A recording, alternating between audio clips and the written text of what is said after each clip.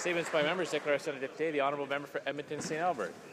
Speaker, omnibus budget bills are undemocratic, unfair, contain wedge issues, and make a member of Parliament's job impossible to complete.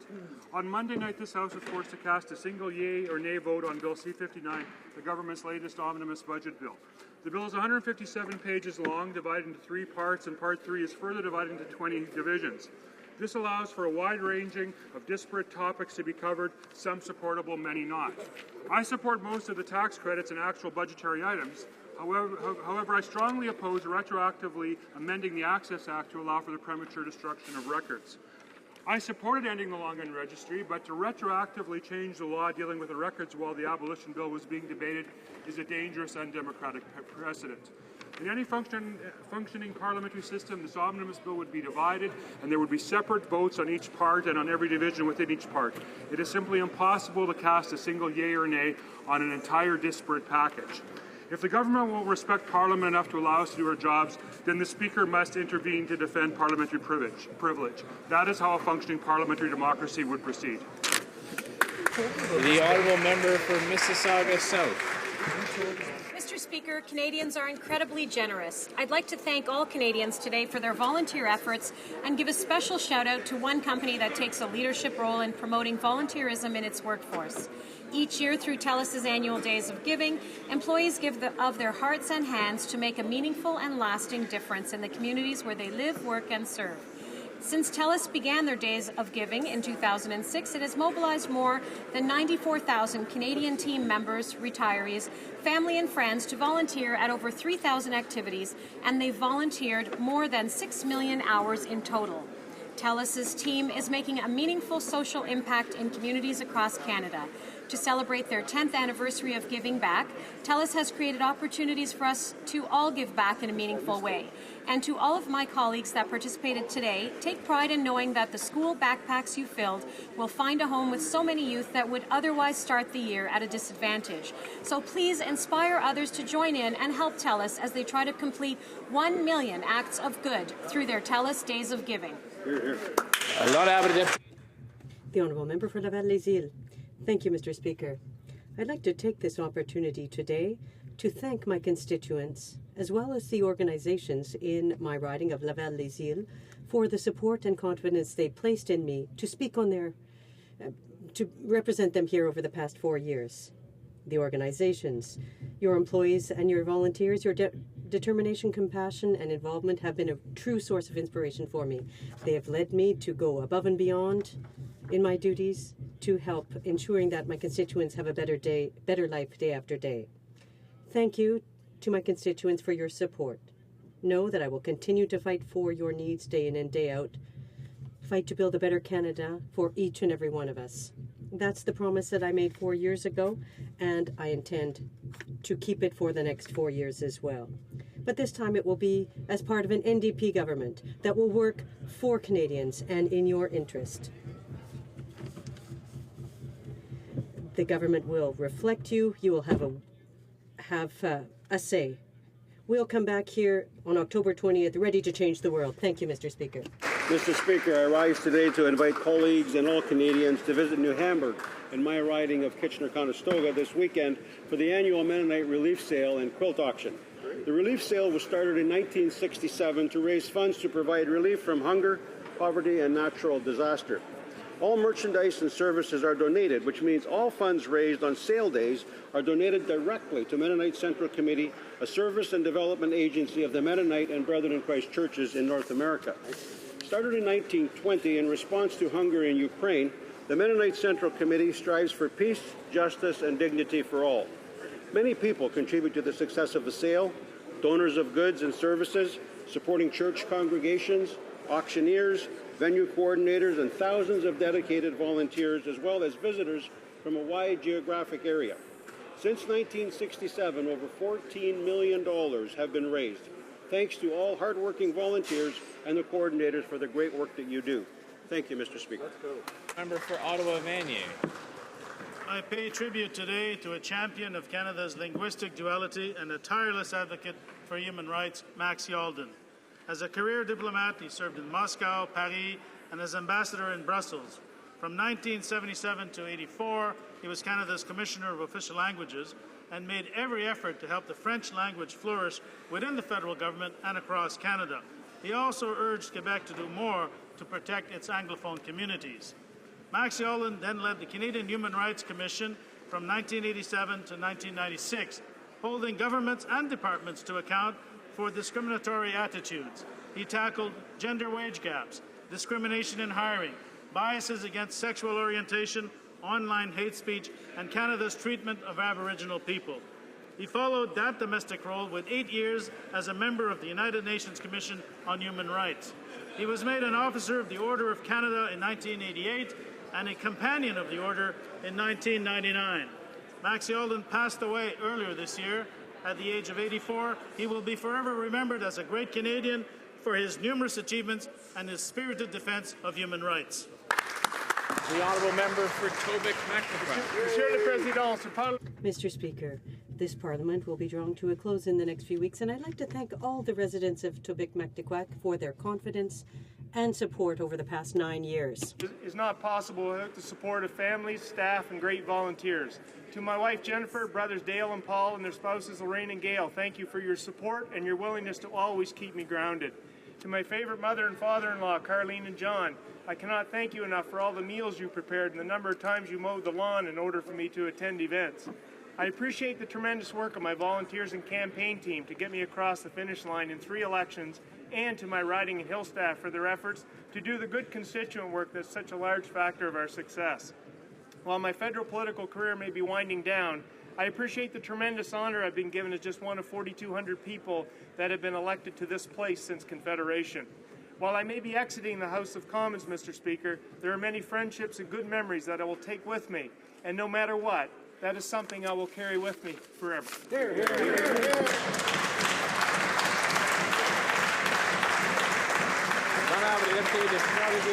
The Honourable Member for Trois-Rivières. For 4 years now, my colleague for Berthier-Masquin-Angers and I have been leading the fight to obtain compensation for victims of pyrrhotite from the federal government. But each time we try to do something, we come up against a government that is turning a deaf ear, claiming half-truths, and then there's a silence from the other opposition parties with respect to these victims, and their insensitivity is unacceptable. Next Saturday, there will be a March of Solidarity. People will go to the streets to express their exasperation with respect to the lack of action. I am speaking on behalf of the coalition for these victims, and I would invite all people to take to the streets and to participate in this demonstration of solidarity with us. With a view of hope, I would remind all of my fellow constituents that since the start of the battle, only one leader, the member for Outremont, has recognized that the federal government should be part of the solution. It's not far off the day when the federal government will take action, because in October we will form a sensible government that will listen to citizens. It will be an NDP government. Mr. Speaker, I rise today to recognize and celebrate the 10th anniversary of an event that brings me back to my first days as a Member of Parliament, the TELUS Days of Giving. We who sit in the House are privileged to be included in an incredible variety of charitable events in our ridings and here in Ottawa. Today I want to applaud TELUS for 10 years of focusing on a community-based volunteerism that continues to make a difference for Canadians from coast to coast to coast. Since 2006, over 94,000 Canadians have donated more than 6 million hours of their time to make a difference in their communities through the Days of Giving campaign. Today in Parliament Hill, my colleagues and I demonstrated yet again how a small group of people in the matter of a couple hours can make a substantial difference in the lives of young Canadians. By packing school kits for children across Canada, we took part in ensuring that kids who start their school year without the necessary school supplies will now have what they need to learn and to succeed. Today I proudly congratulate TELUS and call on others to use the hashtag Acts of Good hashtag to challenge your colleagues and constituents to do the same. Thank you very much. The Honourable Member for Edmonton East. Mr. Speaker, today I'd like to welcome the delegation from the Turks and Caicos Islands engaged here in Ottawa on a mission of friendship. When Canada and the Turks and Caicos first engaged nearly 150 years ago, wooden windmills pumped seawater to expansive evaporation pans for harvesting the ocean's salt. Canadian fishermen purchased large quantities of this salt for their offshore fleet of fishing boats, which needed this salt for fish preservation. Today, the economic interests are far different. Canada, by establishing economic and transshipping regional offices in Turks and Caicos to better serve the Caribbean rim of countries, would also greatly benefit the islands by diversifying their tourist economy. This friendship mission by the Premier's Office of the Turks and Caicos Islands visiting here today bodes well for greater social and economic engagement, mutually beneficial to both of our countries. We all become hopeful that our two countries will become much more meaningfully engaged as a result. I wish you Godspeed in your deliberations. The Honourable Member for Saint-Hyacinthe-Bagot. Thank you, Mr. Speaker. It's a pleasure for me to rise today to make my final statement. Having chosen not to run in the next election, I want to personally thank everyone I dealt with for the duration of my mandate. My extraordinary team that is always there, even during difficult times.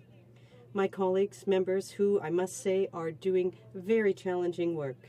The employees of the House of Commons. What would we do without you? And clearly the people of Saint-Hyacinthe-Bagot. Over the last 4 years, I worked for you and above all, with you. You gave me an opportunity to work on a host of issues, very interesting ones. It was an honor to represent you. Thank you for having believed in me. Finally, I want to underscore the support of my partner, Jean-François, my family, my parents, and my friends. You remained by my side throughout this long and wonderful adventure, and I will always be grateful for that. Thank you to everyone for having contributed to my role as the member for Saint-Hyacinthe-Bagot for 4 wonderful years.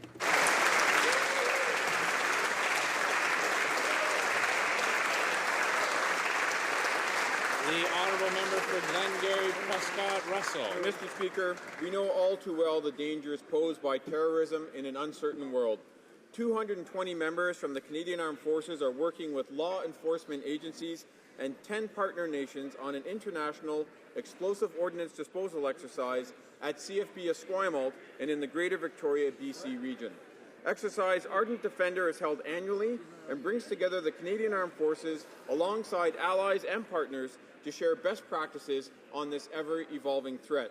Having served in our Canadian Armed Forces myself, and on behalf of the people of my riding of Glengarry Prescott Russell, I want to thank our brave men and women in uniform for their constant vigilance at home and abroad.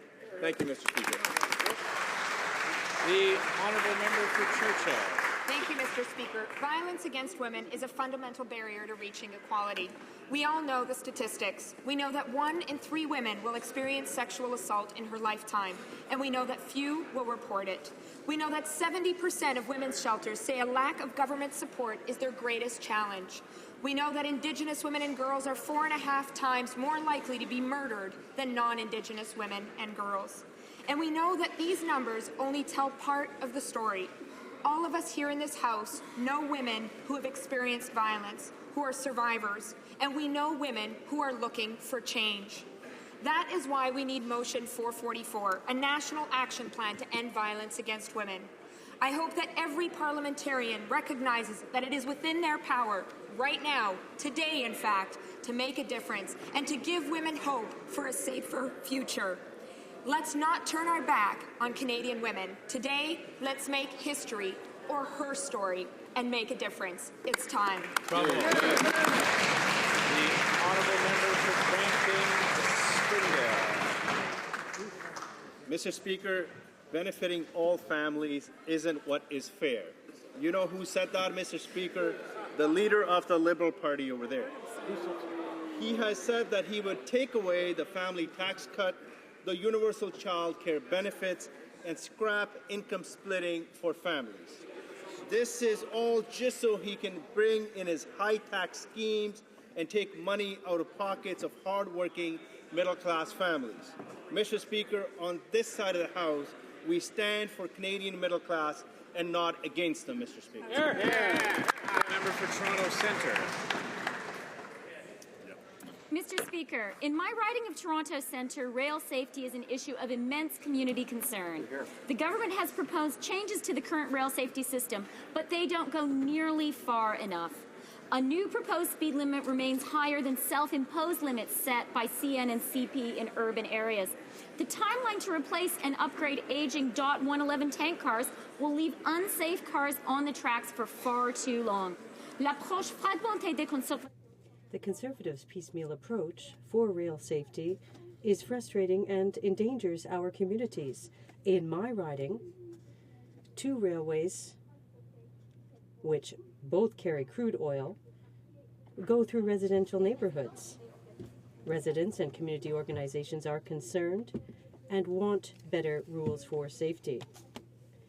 But the Transport Canada Railway Security Directorate is short on staff, funds, and training. Speaker, to improve rail safety in our communities. Member for Bakerville, Wainwright. Mr. Speaker, our Prime Minister and this government have put forward a plan to help middle-class families by continuing to put more money back in their pockets. We are enhancing the universal child care benefit and creating the child tax cut to help all families with children. I think it's also important to point out that we've gone even farther to help all Canadians make ends meet. In fact, federal taxes are at their lowest level in 50 years, Mr. Speaker, their lowest level in 50 years. It's disappointing to hear the Liberal leader take the opposite approach. His plan is to reverse these savings, instead bring in a family tax hike. That's what he said, Mr. Speaker. He made his point of view perfectly clear, Mr. Speaker, when he said benefiting all families isn't what is fair. That's what he said, Mr. Speaker. Well, Mr. Speaker, our government believes it is fair to help all families and, indeed, all Canadians, and we will continue to do just that. The Honourable Member for Rosemont-la-Petite-Patrie. Mr. Speaker, it is incredible to see how far the Conservative government has gone to surround itself with people who abuse the system. Mike Duffy on trial for abuse of confidence and corruption. Brazo accused of fraudulent expenditures in the Senate. Dean Del Mastro, former MP, former parliamentary secretary to the Prime Minister, found guilty of violating the Elections Act. Panashwe, former Conservative MP who also violated the Elections Act, without forgetting to remember the robocall scandal. And now, an RCMP, in fact, another candidate who's admitted guilt in abuse of confidence. Will he be appointed to the Senate? They promised to bring change to government. It's a total failure. Zero in that regard. But there is some hope, Mr. Speaker, because in 6 months, Canadians will finally have an opportunity to elect a government that will bring real change, that will be transparent, an NDP government. The Honourable Member for Winnipeg South Centre. Mr. Speaker, Prime Minister is not an entry-level job, and time again, the leader of the Liberal Party has proven that he just isn't up to the task. Right. He wants to take away all of our middle-class benefits and replace it with a high-tax, high-debt plan that will kill jobs and hurt families. Mr. Speaker, budgets don't balance themselves, and benefiting all families is what is fair. Mr. Speaker, the Canadian middle class knows they can trust this government to deliver for them. Thank you, Mr. Speaker. Oral questions. Questions orales. The Honourable Leader of the Opposition.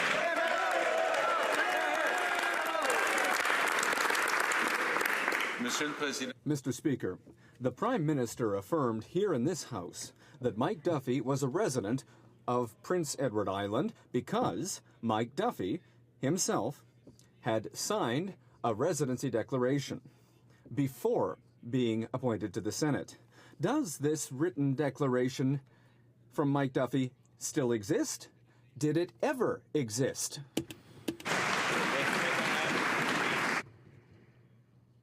Once again, Mr. Speaker, Mr. Duffy's actions are before the courts. We are helping the RCMP and the Crown in this case, and we will not make any comments on this case. The Honourable Leader of the Opposition. Yes, Mike Duffy is before the courts, where he has to answer. Here in the House, it's the Prime Minister who normally should be answering the questions. Well, he can answer now, or he can answer during the leaders' debates, Mr. Speaker. The audit report in the Duffy affair was modified 7 times by the Prime Minister's staff. 5 separate drafts were concocted. Now they're trying to block the full details from becoming public. They're doctoring the report. Now they're trying to cover up their cover-up. When will the Prime Minister order the full Duffy audit released. Well, once again, Mr. Speaker, the government has provided all the information at its disposal to the RCMP and to the Crown. We continue to assist them in their case, Mr. Speaker, and this case involves just the actions of Mr. Duffy, Mr. Speaker, and we'll let the court make its decisions. The Honourable Leader of the Opposition. Yes, of course, the courts are looking at the actions of Mr. Duffy, but Canadians are looking at this House to find out about the actions of their Prime Minister. Again, Mr. Speaker, it's up to the Prime Minister. He can answer now, or he can answer during the debates.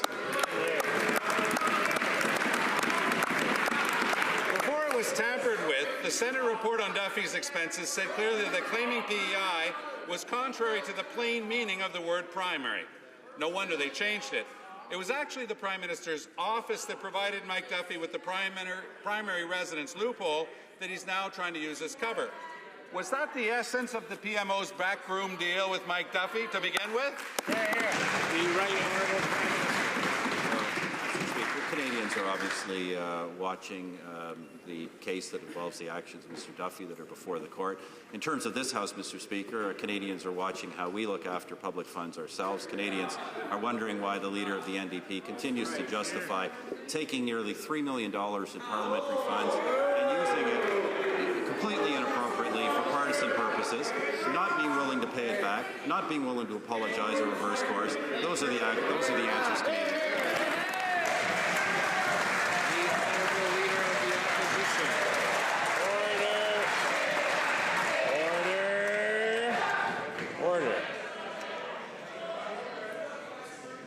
The Honourable Leader of the Opposition. Peter Panashaway, Solly Zaidel, Michael Sona, Dean Del Mastro, all Conservatives, all convicted. That's what happens when they go to a real court, Mr. Speaker. Prime Minister's record on pensions is clear. He's blocked every effort by the provinces to increase CPP. He even rejected our calls for re-election. Now, if he's re-elected, the Prime Minister says he's going to raise the OAS age from 65 to 67, taking $14,000 out of the pockets of every senior. Instead of a deathbed conversion, how about simply bringing the retirement age back to 65 right now?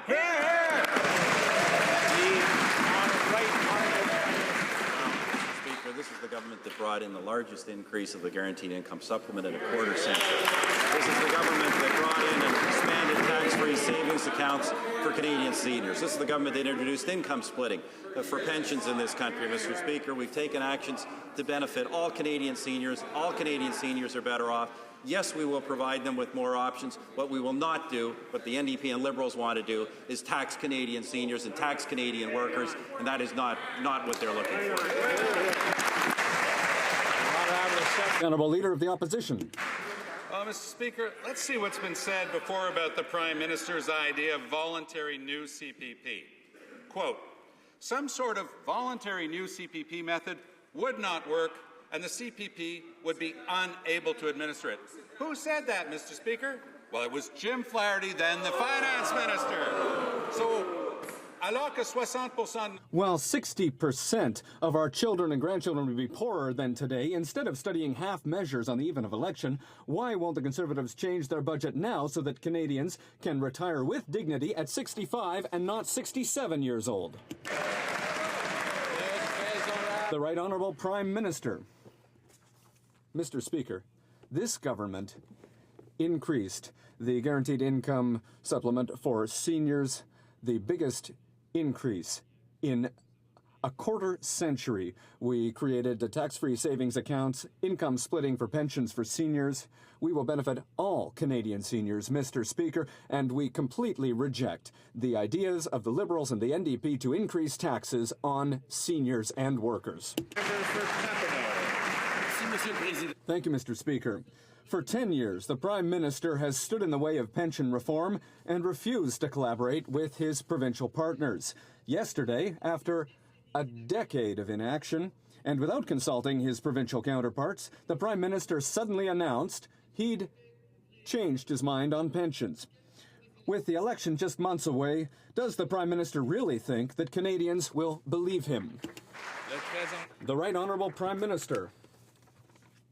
Mr. Speaker, this government's approach to pension plans has been clear for many years. We are in favor of voluntary options for Canadians. The Liberal Party's position is to increase taxes on Canadians, and we reject that option, and Canadians will reject that option.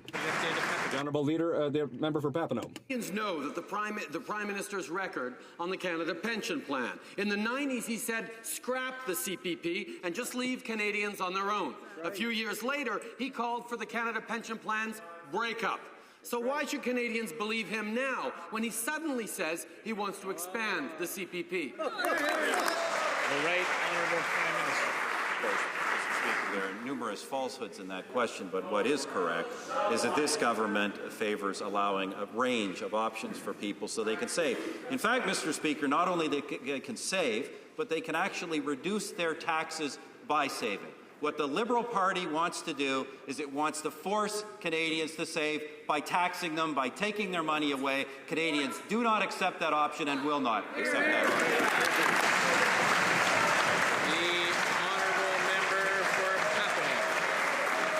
Speaker, Liberals, experts and the provinces have all called for strengthening Canadians' retirement security and the CPP. But for 10 years, the Prime Minister has stood in the way. He repeatedly said he saw no desire for CPP expansion. He repeatedly said it did not need to be improved. He even said that it would hurt the economy. So why should Canadians believe him now when he says he pretends to care about our seniors? The Right Honourable Prime Minister. I always like the Liberal Party to be quoting so-called imaginary experts instead of actually asking real Canadians what they want and what they don't want, Mr. Speaker. I know today the Liberal leader says that, unlike us, he will show leadership on this. Yeah, he'll show leadership on raising taxes. We'll show leadership on cutting taxes.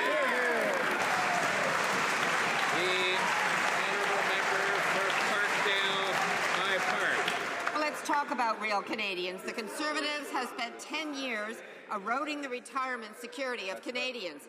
7 in 10 workers have no workplace pension, and less than a quarter can afford to contribute to RRSPs each year. And to make matters worse, the Conservative plan to raise the age of retirement will cost Canadian seniors up to $30,000 each. With such a record of failing seniors, Mr. Speaker, does the minister really expect anyone to believe them now on CPP? Excellent. The Honourable Minister of State for Finance. Let's be clear, Mr. Speaker. The Liberals and the New Democratic Party don't want to give Canadians a choice. They want to force Canadians to pay higher taxes, higher job-killing payroll taxes. By contrast, our government believes the Canadians want to pay lower taxes, and they want the freedom to make their own financial decisions.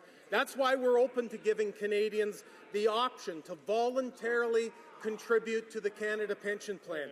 What we will not do, Mr. Speaker, is reach into the pockets of Canadians and with a mandatory payroll tax and take money out of their pockets. The Honourable Member for Parkdale High Park. Well, rather than rhetoric, Canadians need real action on retirement security. Now, the Conservatives are belatedly pretending they'll do something about the looming retirement security crisis, but the fact is, after promising to work with the provinces to boost CPP for all Canadians, the Conservatives spent years blocking any progress, in spite of overwhelming demand for change. After a decade of Conservative rule, Canadians are less secure than ever. Why won't the minister support a real boost to CPP benefits so all Canadians can retire in dignity? The Honourable Minister of State. Mr. Speaker, Canadians want real action in lowering taxes. What we have brought, and what is consistent with our Conservative government's efforts to encourage Canadians to voluntarily save more of their money. We will consult on allowing a voluntary contribution to the Canada Savings Plan. Again, our government understands that Canadians want low taxes and they want the freedom to make the decisions, the financial decisions that would help them with a secure, dignified retirement. We will not reach into their pockets and take money out of their pockets. Mr. Speaker, we're the government that will keep money in their pockets. The honourable member for Notre-Dame-de-Grâce-la-Chine. Canadians know the Conservatives' record all too well, Mr. Speaker. They've blocked the expansion of pension plans in Canada and in Quebec. They're forcing Canadians to work 2 more years before they can retire. Every senior will lose $13,000 because of the Conservatives. The Conservatives have had 10 years to help Canadians prepare for retirement. And is this their real miraculous last-minute solution? Proposing a study? The Honourable Minister of State. Mr. Speaker, let me quote Susanna Cliff Clyburn from the Canadian Chamber of Commerce, and I quote, "Yesterday's announcement from the federal government that it intends to allow Canadians to voluntarily make additional contributions to the Canada Pension Plan promises good news for Canadians and their employees. By contrast, Mr. Speaker, the NDP and the Liberals would impose a job-killing mandatory increase to the payroll tax. They would take money out of the pockets of hard-working Canadians. Mr. Speaker, Canadians know they're better off with this Conservative government." Member for Davenport. Actually, what Canadians deserve is better retirement security, and they're going to get that plus a better government in October, Mr. Speaker. You know, Mr. Speaker, we've had a proud tradition of newcomers coming to Canada and building stable, prosperous communities here, but Conservatives have attacked that legacy. Huge family reunification backlogs, new barriers for immigrants to become citizens, cuts to settlement services. It's no wonder Canada's fallen from the top 5 countries in settling new immigrants. So when will Conservatives stop using new Canadians as backdrops for their photo ops and start actually helping immigrant families achieve success in Canada? The Honourable Minister of Citizenship and Immigration. Thank you, Mr. Speaker. It's not surprising to see that member and that party dumping on the reforms, the changes we made to the immigration system, because they voted against them all, Mr. Speaker. They voted against the reform of our asylum system. They voted against measures to reduce backlogs. They voted against measures to protect the value of Canadian citizenship. We on this side, Mr. Speaker, are proud to have made the largest number of newcomers, Canadian citizens, last year in Canadian history, and to be accepting the largest number of new immigrants to this country in decades, Mr. Speaker. That's action. We're taking it. The Honourable Member for Pierrefonds-Dollard. Certainly we voted against Conservative measures, Mr. Speaker, and here's why. We've seen that for the first time in 7 years, Canada has tumbled in a world ranking of nations when it comes to integrating immigrants. That, Mr. Speaker, that's the direct result of bad Conservative policies. Only 26% of immigrants who came to Canada since 2008 have become Canadian citizens. And it's more bad news when it comes to family reunification. Canada is no longer the international role model that it once was. So what are the Conservatives waiting for to return Canada's leadership when it comes to integrating immigrants? The Honourable Minister of Citizenship and Immigration. It's really a sorry sight to see, Mr. Speaker, the NDP claiming that the Liberal record in immigration was a model. That was a record of backlogs, of abuse of the system, of frustrated immigrants. We, Mr. Speaker, are proud to welcome this year 280,000 new immigrants and to welcome 260,000 new Canadians last year. That's the largest number in the history of Canada, Mr. Speaker. The Honourable Member for Alfred-Pelham. Mr. Speaker, C-51 is such a bad bill that even the Organization for Security and Cooperation in Europe has published a legal opinion showing that C-51 will violate the Universal Declaration of Human Rights. And what's more, we learned yesterday that Canadian telecommunications companies are already providing vast amounts of personal information to authorities with no oversight or transparency, and that's unacceptable, Mr. Speaker. Will the Conservatives finally listen to reason and abandon this dangerous bill? The Honourable Minister of Public Safety. Mr. Speaker, I'll remind you that on October 20th and October 22nd in this country, we were the victims of terrorist acts, Mr. Speaker. That's a reality that the NDP refused to acknowledge, Mr. Speaker, and to accept. And that is why we have put in place responsible measures. We're working with our partners in France, Britain, New Zealand, and Australia. We're working together to fight the terrorist threat, Mr. Speaker. When will the New Democrats join us and give us the means to fight the terrorist threat?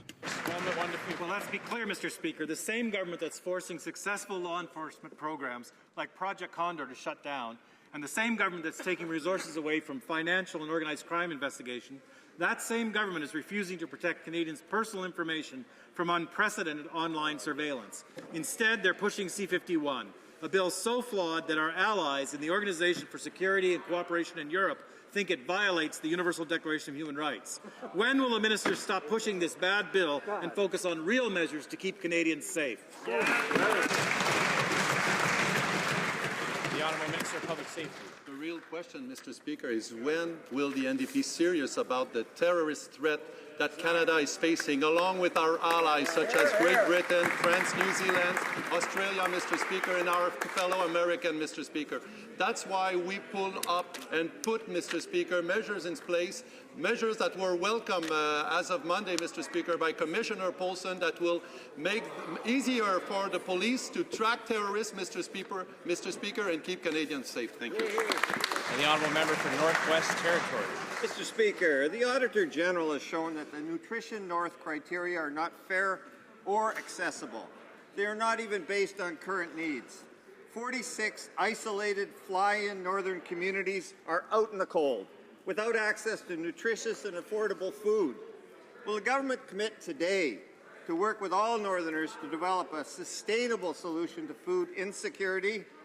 The minister can start by including these 46 communities in the Nutrition North program. The Honourable Minister of Aboriginal Affairs. Mr. Speaker, I cannot but add that if they were able to impose this carbon tax, it would be even colder. The cost of food would go up, and the cost of hunting, of everything in the north would go up. So, Mr. Speaker, we have accepted the recommendations of the Auditor General, and we are currently examining eligibility criteria. We are collecting data from the communities in the north, and we will review those eligibility criteria. The Honourable Member for BTB Bay James and Vic EU. C'est ça qui fait pitié, monsieur. And that's a sorry sight, Mr. Speaker, when the minister is more and more lost in his job. And, Mr. Speaker, now we've learned that another Conservative program is failing First Nations. The First Nations Market Housing Fund, since its creation 8 years ago, hasn't even created 1% of the 25,000 homes it was supposed to create by 2018. Not even 1%, Mr. Speaker. Is that the Conservatives' best answer to the housing crisis in Aboriginal communities? Another ineffective program that has only funded another bureaucracy. Honourable Minister of State. Increase private home ownership for First Nations people on reserve. We want to see First Nations individuals to be able to have the pride, the security, and the financial stability that comes with owning their own home. Mr. Speaker, of course, we always review programs to ensure that they meet the goals required, but we think it's important that First Nations individuals can own their own home on reserve. That's why we created this fund. The Honourable Member for St. Paul's. Mr. Speaker, the minister should know that the government cynically promised to build 25,000 homes in this $300 million market fund. 7 years later, they've built 99. The government's own estimates confirm a housing crisis on reserve with severe shortages of 20 to 35,000 new units and 5,200 replacement units. Building sufficient and safe housing on reserve builds local economies, creates jobs. This government has failed miserably. Where are the 25,000 homes the government promised? The Honourable Minister of State. The member just doesn't understand what the program is designed to do. It's to encourage and to enable individuals to choose to build their own home and own it on reserve. But, Mr. Speaker, it's no surprise coming from the opposition, who voted and don't believe that women should have their own property rights on reserve. It seems they don't agree that Aboriginal individuals should have their own homes on reserve. We believe that they should. That's why we created this program. We do always review our programs to ensure that they're meeting the goals that we set out. The Honourable Member for Markham-Unionville. Mr. Speaker, yesterday, the Minister of Finance apparently had a deathbed conversion and suggested an increased voluntary contribution to the Canada Pension Plan. He didn't even say, though, that 2/3 of the provinces have to agree to such a change. Instead of cynically playing politics, why won't the government commit to working with the provinces to improve the Canada Pension Plan? The Honourable Minister of State. Well, again, Mr. Speaker, we know that the Liberals do not want to give Canadians the choices. They want to force Canadians to pay higher job-killing payroll taxes. By contrast, our government believes that Canadians want to pay lower taxes. That's right. And, Mr. Speaker, they also want the freedom to make their own financial decisions. Mr. Speaker, that's why we're open to giving Canadians the chance and the opportunity to invest into a voluntary Canada Pension Plan. Mr. Speaker, that's what we do. We give Canadians the opportunities to save for a secure, dignified retirement. The Honourable Member for Markham-Unionville. Mr. Speaker, this Prime Minister has spent 9 long years in office, and many years before that, opposing every conceivable reform to the CPP. Exactly. Simply put, this Prime Minister hates the Canada Pension Plan. Right. And now he comes up with a last-minute plan that wasn't even in the budget. Yeah. Why should Canadians believe for 1 second that this Prime Minister is serious about doing anything at all with the Canada Pension Plan except to blow it all up? That's right.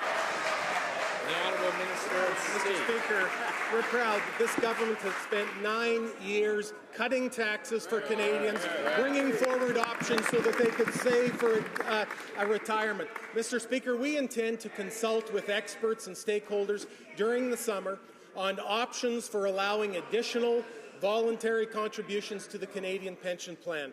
Our government understands that Canadians want low taxes and the freedom to make their own choices. But the Liberals would impose a job-killing payroll tax. Mr. Speaker, we know that they would shut down the tax-free savings account. We know that they would take away income splitting for pensioners. Mr. Speaker, we won't let that happen. The Honourable Member for London Fanshawe.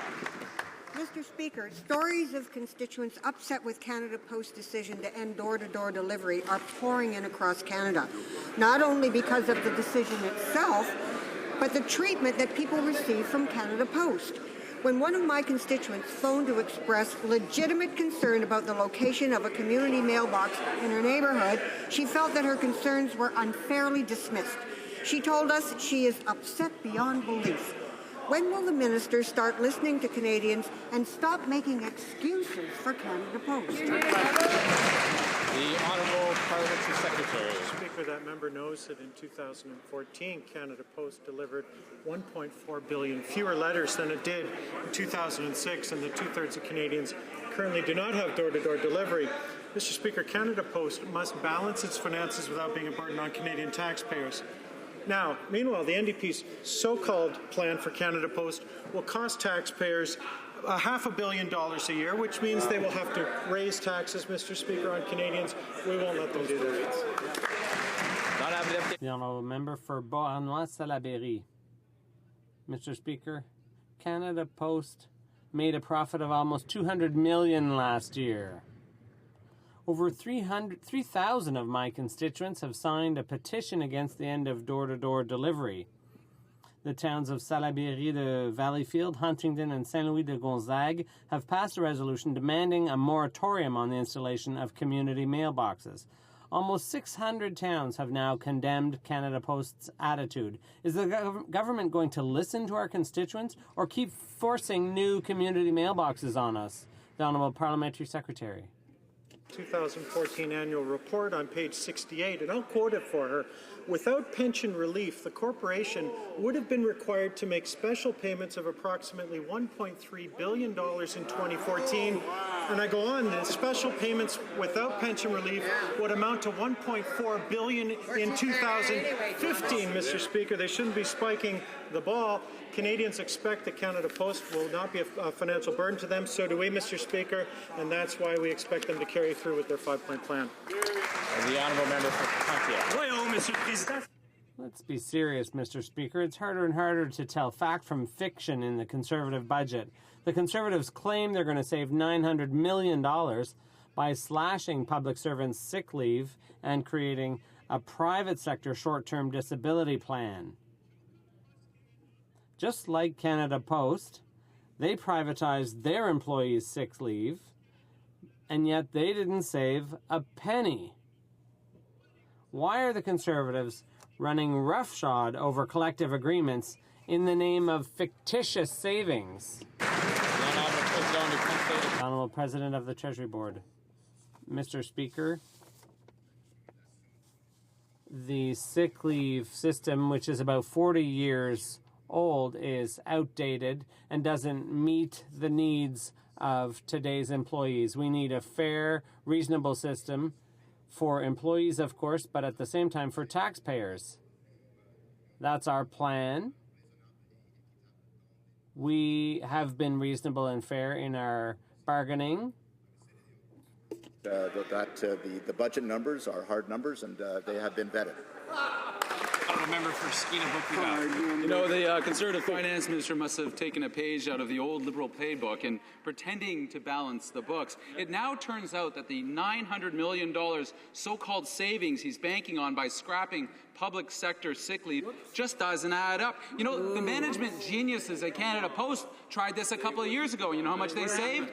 Nothing. These guys are booking on $900 million, a complete fiction. So why are Conservatives tearing up collective bargaining rights for a terrible plan just to trick Canadians? Mr. Speaker, the Canada Post plan is not the plan that we are suggesting, and they're bargaining in good faith with the unions on, Mr. Speaker. Now, if the NDP want to be the advocate for the union bosses, they have the right to do that in this House, Mr. Speaker. We'll stand up for the taxpayers. The honourable member for Calgary Centre. Mr. Speaker, the RCMP recently arrested 10 people who are radicalized in Montreal and were planning to travel abroad to join the international jihadist movement. Can the Minister of Public Safety please tell Canadians what our government is doing to counter this threat? The Honourable Minister. I thank the member for Calgary, Mr. Speaker. Here's what said Louise Vincent, the sister of slain Warrant Officer Patrice Vincent. If C-51 had been in place on October the 19th, Martin Couture-Rouleau would have been in prison and my brother would not be dead today. Well, Mr. Speaker, that's why we've put this bill together, Mr. Speaker. Despite the opposition and the comments and attitude of the NDP, Mr. Speaker, here's what the RCMP has to say about it. We welcome the lowering of threshold in C-51. Why? Because police will be able to put terrorists behind bar and keep Canadians safe. Thank you. The honourable member for Rivière-des-Mille-Îles. The Conservatives aren't visionary and they won't be building the economy of tomorrow. The Canadian clean technology industry is losing market share, according to a report by Analytica. Canada dropped from 14th to 19th place in the world because of this government's lack of political will and a lack of investment in innovative technologies. Why isn't this government energetically supporting the clean tech sector? The Honourable Parliamentary Secretary. Are investing in green infrastructure, energy efficiency, renewable and clean energy technologies that produce less emitting energy and fuels. We are proud that Canada has one of the cleanest electricity systems in the world, with 79% coming from non-emitting sources. While that member voted against increasing investments in clean technology, we remain committed to supporting their development. The honourable member for Halifax. We want clean energy, Mr. Speaker, not hot air. Yesterday, the Minister of Environment's department admitted that they couldn't do the math on climate climate change. Well, it looks like this government can't do the math either when it comes to clean tech exports and jobs.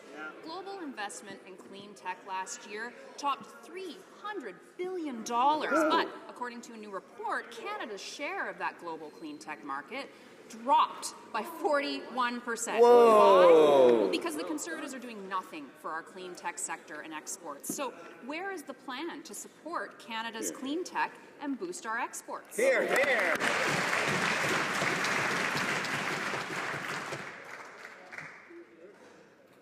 Mr. Speaker, unlike that member who wants to impose a carbon tax, our government's sector-by-sector approach is demonstrating results while keeping taxes low. Our government has made significant investments to promote clean energy projects that protect the environment, create jobs, and grow the economy. We are proud that Canada relies on non-emitting sources for 79% of our electricity mix, one of the cleanest in the world. That's right. Yeah. The honourable member for Vancouver Kingsway. Mr. Speaker, the results speak for themselves, and they reveal an abysmal Conservative record on trade. A growing clean tech sector that is being muscled out of the global market. They laugh. Trade talks with Japan that are completely stalled, and the Conservatives unable to even set a date for negotiations. Canada falling from 15th to 23rd in exports to key Asian markets, and record trade deficits in 2015. Mr. Speaker, New Democrats understand that strong trade performance is critical to Canada's economic future. How does the minister defend his record of failure that's leaving Canada behind?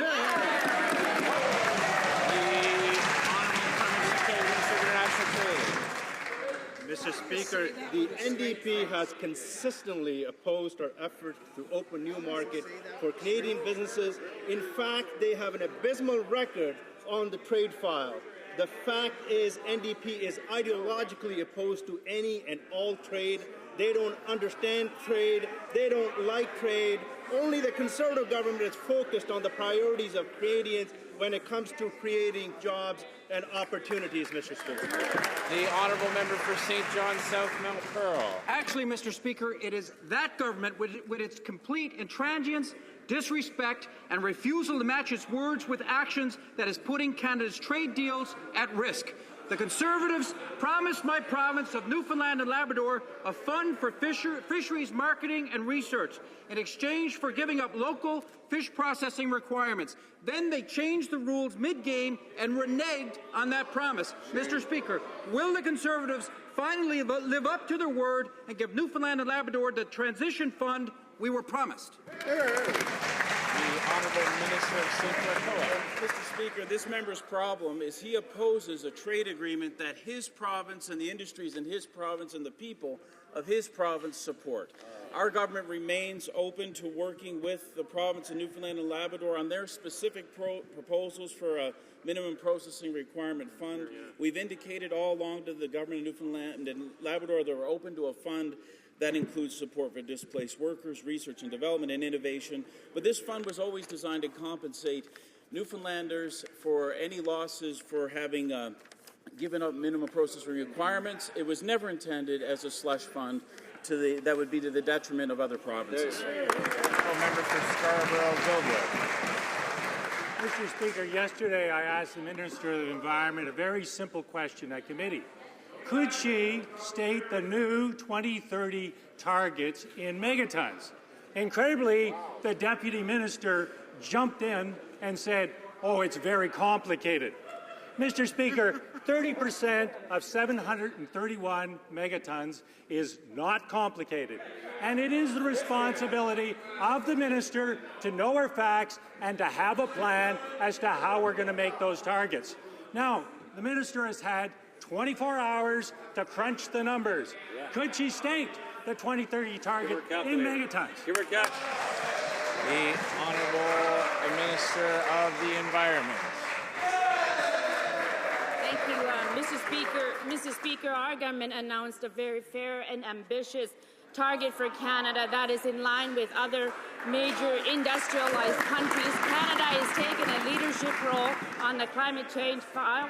We plan to reduce greenhouse gas emissions by 30% 2005. By 2030, that translates to 225 megatons, and will continue to take a responsible approach, balanced approach. And building on this, Mr. Speaker, we will reduce methane emissions from the oil and gas sector, regulate the productions of chemicals and nitrogen fertilizers, and regulate emissions from natural gas-fired electricity generation. The honourable member for Lac St. Louis. Yesterday, at committee, the Environment Minister once again displayed nonchalance when it comes to the federal strategy on climate change. Did the minister consult with the provinces before announcing a 30% cut in GHGs by 2030? Did she consult the oil and gas industry? Why is she making things up on the fly so flagrantly? The Honourable Minister of the Environment. Thank you, Mr. Speaker. Mr. Speaker, we will continue to work cooperatively with the provinces and the territories, and I have met on numerous occasions with the provincial and territorial ministers as well. I had a meeting in Ottawa with all provincial territorial ministers in December. The provinces have set their own emission targets and have the authority within their provincial jurisdictions to take actions within their own respective jurisdictions. We respect the provincial jurisdictions, unlike Justin Trudeau, who has promised.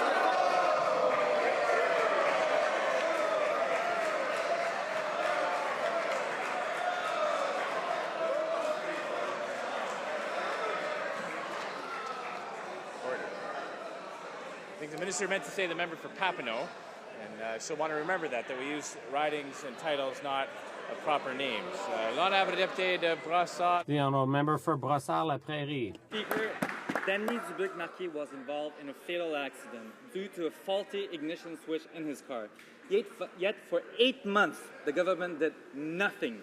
Only after GM had issued a recall did the problem even begin to be addressed. Now we've seen the same lack of oversight with the Takata recent airbag recall. When will the minister finally give powers to Transport Canada to issue recalls? Mr. Speaker, obviously the safety and security of Canadians is our top priority. In 2014, we passed measures to strengthen our recall system, which the member opposed, and in Budget 2015, our government committed to further improvements, giving us the power to order recalls and levy monetary penalties. Transport Canada, in the situation of the airbags, has received no complaints related to this issue from Canadians, is not aware of any incidents having taken place in Canada.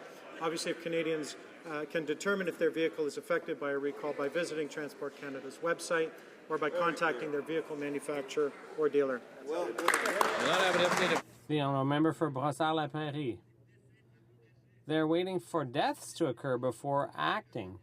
The number of deaths due to problems with GM vehicles is unfortunately rising. So far, GM has admitted responsibility for 107 deaths and 199 injuries. The government has to step up to the plate now before there are any more tragedies. How is Transport Canada going to finally get the power to issue recalls? The Honourable Parliamentary Secretary. I reject the absurdity of that preamble and the statement he made about the government's care and concern about people, Mr. Speaker. I reject that entirely. Of course we do. Safety and security of Canadians is a top priority for this government. That's why we took measures in 2014 to strengthen the recall system. He opposed that, by the way, Mr. Speaker. If he really cares about it, he should support what the government is doing. The honourable member for Nipissing. Mr. Speaker, our government's universal child care benefit and family tax cut benefits 100% of Canadian families with children. Can the Minister of Employment please inform this House on how much money families are saving? Honourable Minister of Employment. Well, Mr. Speaker, they're not only saving through the family tax cut and benefits, but also through the tax-free savings accounts. We have a low-tax plan for retirement savings. Today, the Liberal leader announced that he would bring in a high-tax plan. He would hit workers and small businesses with a massive premium hike that would force small businesses to lay off thousands of Canadians. This policy would send shockwaves through our economy, Mr. Speaker. It is a major risk. It demonstrates once again that this Liberal leader is just not ready for the job. The honourable member for Cardigan.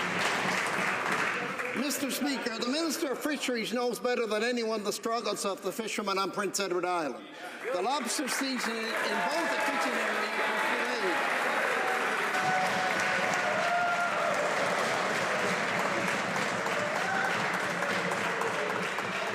Order. I think the honourable member for Cardigan had more to say, and I'd ask members of the government to wait till he's finished saying that before they applaud. They might find they don't feel like applauding him when he's finished his question. But anyway, the honourable member for Cardigan. Mr. Speaker, it's a pity she wouldn't help them with the struggles, but the lobster season in both fishing areas were delayed substantially due to ice conditions, and both fishing areas have requested an extension in the season. Will the minister listen to the fishermen who are dealing with lost wages? Will she deal with the PEI Fishermen's Association and give the Prince Edward Island fishermen the appropriate extension that they need? The Honourable Minister of Fisheries and Oceans. Thank you, Mr. Speaker. I meet with the PEI Fishermen's Association on a regular basis and with a number of other fishermen's associations as well. And just for that honourable member's information, he says that we don't help the fishermen. Well, just let me give you these stats. In 2009, the value of lobster sole was $507 million. In 2013, that value is $680 million, Mr. Speaker. And when it comes to an extension of the season, Mr. Speaker, that decision will be made based on science. The honourable member for Louis Hébert. Mr. Speaker, the Quebec City Bridge has been added to the list of the top 10 most endangered sites in Canada. It's pathetic. 10 years in power, and the Conservatives have left Quebec City with a heritage bridge in critical condition. The NDP has proposed a concrete solution to spur CN into action. Will the government finally smarten up and support my bill? The Honourable Parliamentary Secretary. Mr. Speaker, our Conservative government is the only one to have proposed a concrete solution to the repainting of the Quebec City Bridge. The NDP's proposal is just smoke and mirrors. It's spin. CN should keep its commitment to the Quebec City Bridge. They should restore it to its full grandeur.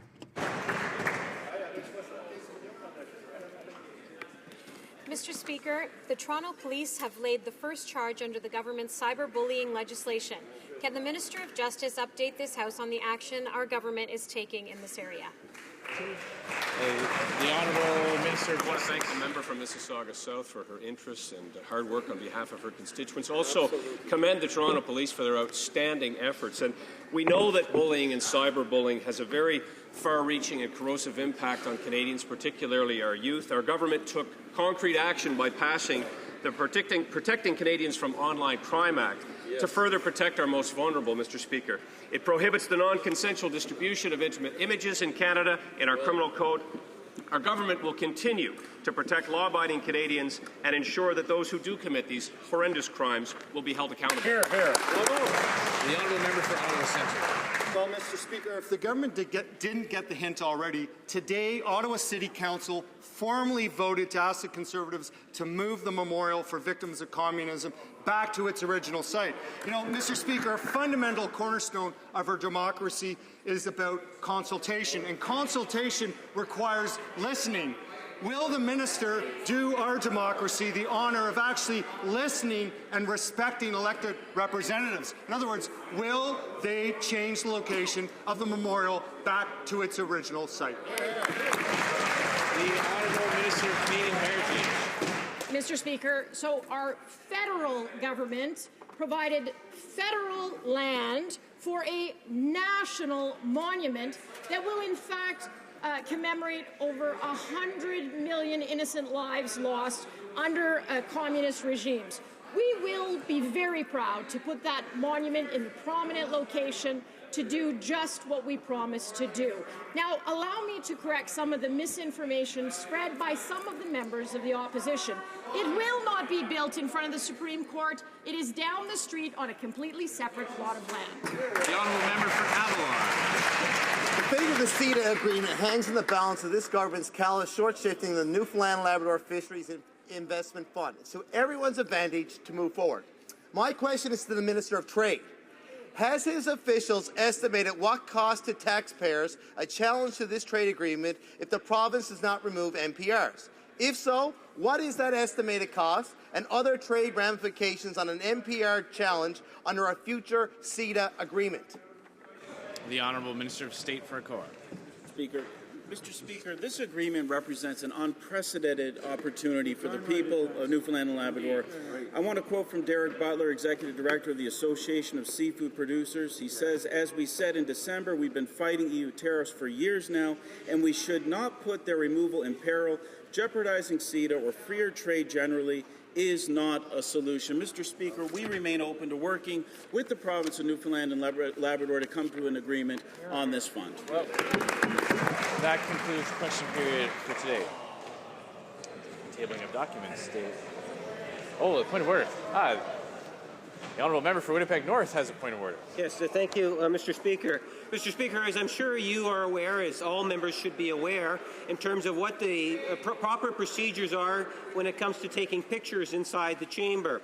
You have designated through your office the opportunity for members of Parliament to acquire a picture through designated individuals. Today, during a question period, while the member from St. Paul's was putting forward her question, the member from York Centre appeared to have taken a picture, Mr. Speaker. I don't know in terms of how many pictures were taken, but by using the telephone, and we would ask that you look into the matter, Mr. Speaker, and given the member is sitting in his place, he might want to provide some comments as to why it is he was taking pictures or how many pictures, in fact, that he had taken. Absolutely. That's right.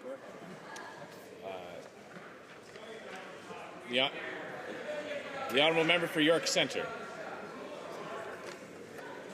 Speaker, I have no idea what he's talking about, what the member's talking about.